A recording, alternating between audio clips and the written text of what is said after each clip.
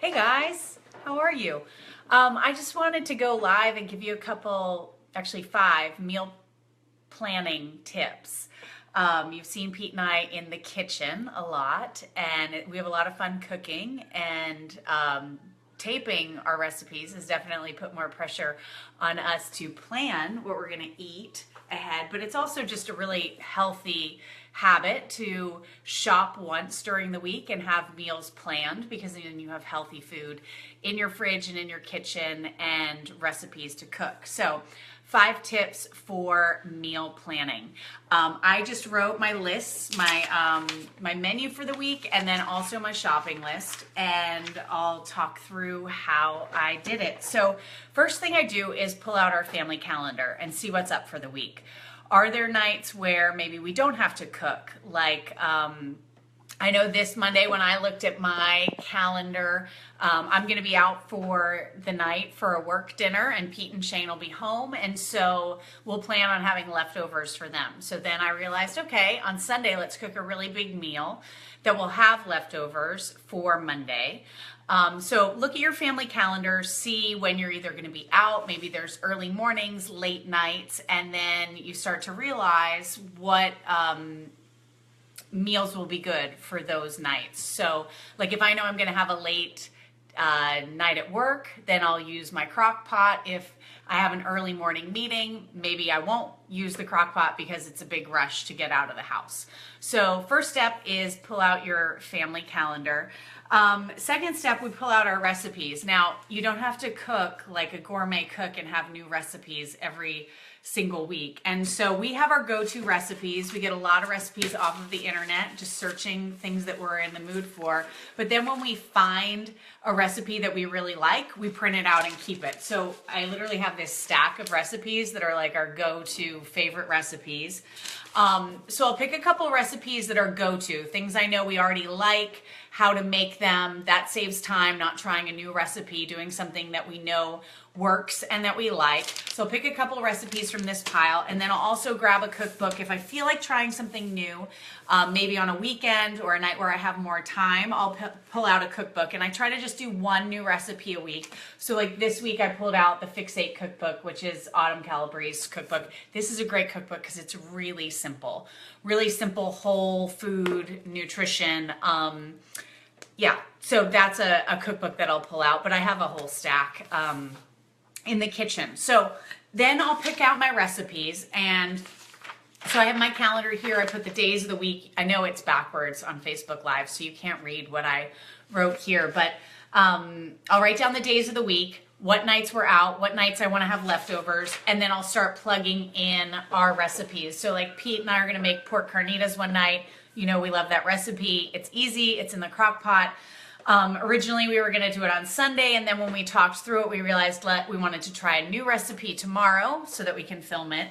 Meatballs and sauce with a spaghetti squash. So we're going to do that tomorrow, and instead I plugged in pork carnitas on Wednesday night. So that's just a little example. Once I have my meal plan, Sunday through Friday, I usually do Sunday through Friday, then I'll start making my shopping list. So here's my shopping list. So I'll pull out those recipes, I see what ingredients they have, and I'm putting them on the list. But here's my little tip, is when I like just a blank sheet of paper, and when I'm putting my ingredients down on the list, I like to group them in the order that they're organized in the store. So up here in this corner, I have all my meats, because all my meats are going to be together. Below is all my produce. So like we shop a lot at Trader Joe's, so I know when I walk into Trader Joe's, it's all produce here. Then we get to the meat section. So that just makes it easier, especially if you have a little one in tow. To shop. I have all my kind of like dry goods, like the aisle stuff. So like bread and pesto sauce up here. And then down here is all my dairy refrigeration. So eggs, almond milk, cheeses, Greek yogurt, that kind of stuff. So it's all grouped together. So then when I get to the store, it's a lot easier to navigate too. And it also saves a lot of time. So now I'm all set. I have my meal plan for the week and then also my grocery list. And then for our family, Pete likes it if I'm the organized one, the schedule and everything. And then Pete likes it if I hand over the list to him to go shopping because it saves us money because Pete will only buy what is on the list. Whereas I like to buy all the other thing, like the list, but then I see stuff, right? That's, that I like. So then I buy it. But the bill gets a little bit higher. So Pete's going to go shopping tomorrow and he will buy only what is on the list. So it kind of annoys me because he knows we eat eggs every week. If I don't put eggs on the list, he will not buy them. But anyway, that's a little marriage pet peeve. So the list is all ready to go. Pete and I both work like a traditional 9 to 5 kind of schedule. So for us, if I can get this planning done either Friday night or Saturday morning, I love to then shop on Saturday and then do some cooking and prepping on Sunday. I've experimented other weekends where I've done the shopping and the prepping all in one day, and I just feel like I'm using my whole day for food prep. So I like breaking it up, but people have different schedules and different routines of how they do all those things. So Pete will go shopping tomorrow, and then tomorrow afternoon we'll make our big meal that will double, so we'll have leftovers.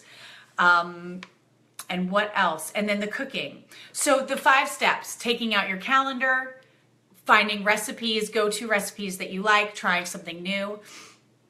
Once you have those recipes, making your food list, then going shopping, and then cooking. And cooking once, eating twice is great. Leftovers are a lifesaver.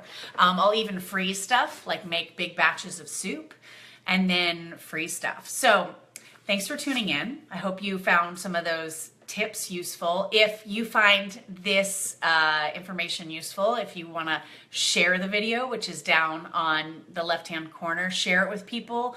Or if you have a friend or a family member who might benefit from this information, tag them in the comments. If you have questions, feel free to comment below and I'm happy to respond. This is just what has worked with our family and it sets me up for a great week, so I don't have to come home from work at 5:30, everyone's exhausted, and think what's for dinner and look in my fridge and try to make something up. It just sets me up for success for the week. So thanks guys.